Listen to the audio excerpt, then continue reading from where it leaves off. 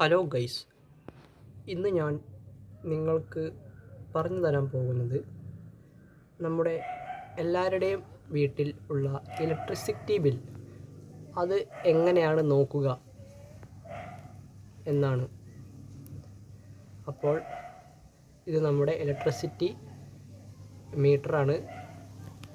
അപ്പോൾ ഇവിടെ ഒരു ഇത് കാണാം, ഞെക്കുക, നോഡ് 2 ബി ഗുഡ് എന്ന് കാണാം. 5L ടൈം കാണാം 12 മണി. ഡേറ്റ് കാണാം 28/4. വി വോൾട്ടേജ് ആണ്, AP ampere. AN PF D H2 KW T1. അപ്പോൾ നമ്മൾ ഇതാണ് നോക്കേണ്ടത്. T1 1568, T2 1167, T3 1651. ഇപ്പോൾ ഇതെല്ലാതും കൂടി കൂട്ടി വരുന്ന നമ്പറാണ് ഇവിടെ കാണുന്നത്, 4387. അപ്പോൾ ഇതൊന്ന് നോട്ട് ചെയ്യണം. KWH 4387. ഇതൊരു പേപ്പറിൽ നോട്ട് ചെയ്യുക. എന്നിട്ട് കഴിഞ്ഞ മാസത്തെ ഇലക്ട്രിസിറ്റി ബില്ലിൻ്റെ സ്ലിപ്പ് എടുക്കുക. അത് എടുത്തിട്ട് അതിൻ്റെ മേലെ ഒരു ഇത് കാണാം, ഞാൻ കാണിച്ചു തരാം. ഈ 4387 ഒരു പേപ്പറിൽ നോട്ട് ചെയ്യുക. ഹലോ ഗൈസ്, പിന്നെ വേറൊരു കാര്യം പറയാനുള്ളത്, ഈ T1 എന്ന് പറഞ്ഞിട്ടുള്ള കറണ്ട് രാവിലെ 6 മണി മുതൽ വൈകിട്ട് 6 മണി വരെയുള്ളതാണ് T1 എന്ന് പറഞ്ഞിട്ടുള്ള കറണ്ട്. ഈ 1167 T2 എന്ന് പറഞ്ഞിട്ടുള്ള കറണ്ട് വൈകുന്നേരം 6 മണി മുതൽ രാത്രി 10 മണി വരെയുള്ളതാണ്. പിന്നെ T3 1651 1651.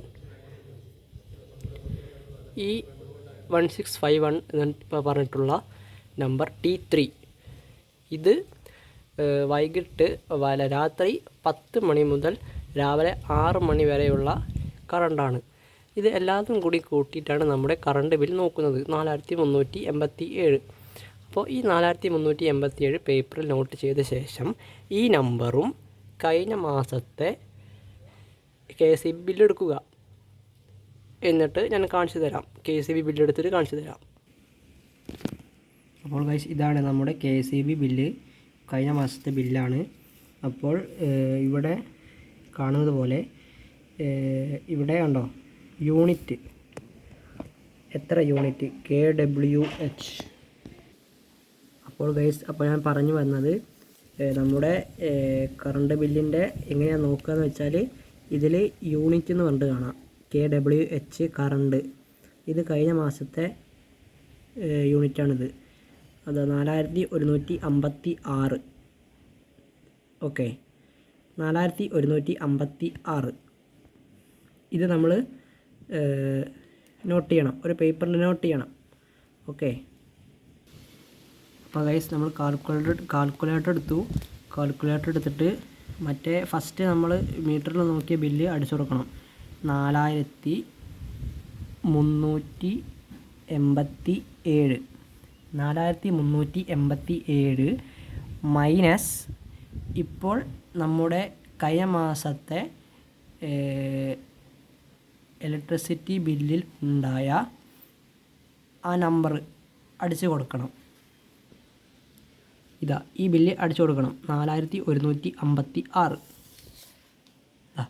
4156. അപ്പോൾ നമുക്ക് എത്ര ഇതാണ് കിട്ടുന്നത്, 231. അപ്പോൾ ഇത്രയും യൂണിറ്റ് കറണ്ട് ഓടിയിട്ടുണ്ട്. അപ്പോൾ ഈ 231 നമ്മൾ ഈ 231 എന്ന നമ്പർ അത് അടിയിൽ വേറൊരു പേപ്പറിൽ എഴുതി വയ്ക്കണം. 231 യൂണിറ്റ് കറണ്ട് ഓടിയിട്ടുണ്ട്. അപ്പോൾ നമ്മൾക്ക് ഇതിൻ്റെ ബില്ലൊക്കെ അറിയണ്ടേ? ബില്ലൊക്കെ അറിയണമെങ്കിൽ ഞാൻ കമൻറ്റ് ബോക്സിൽ പിന്ന് ചെയ്തിടാം. ഓക്കെ, അപ്പോൾ നമുക്ക് ഇതിൻ്റെ ബില്ല് അറിയാം.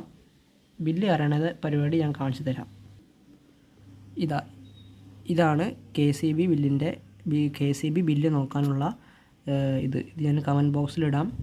ഇവിടെ ടാരിഫ് അത് LT1A എന്നിട്ട് കൊടുക്കുക, എന്നിട്ട് ബാക്ക് അടിക്കുക. പിന്നെ പർപ്പസ് ഡൊമസ്റ്റിക് തന്നെ. പിന്നെ ഏത് മാസമാണ് ബില്ല് വരുന്നത്, 1 മാസമാണോ 2 മാസം കൂടുമ്പോഴാണോ ബില്ല് വരുന്നത് അത് നോക്കുക. അപ്പോൾ 2 months കൊടുക്കുക. 2 months കൊടുത്തു കഴിഞ്ഞാൽ കൺസ്യൂമഡ് യൂണിറ്റ്സ്, ഇപ്പോൾ നമ്മൾ ലാസ്റ്റ് കിട്ടിയ യൂണിറ്റില്ലേ 231, ആ 231 ഇതിലടിക്കുക.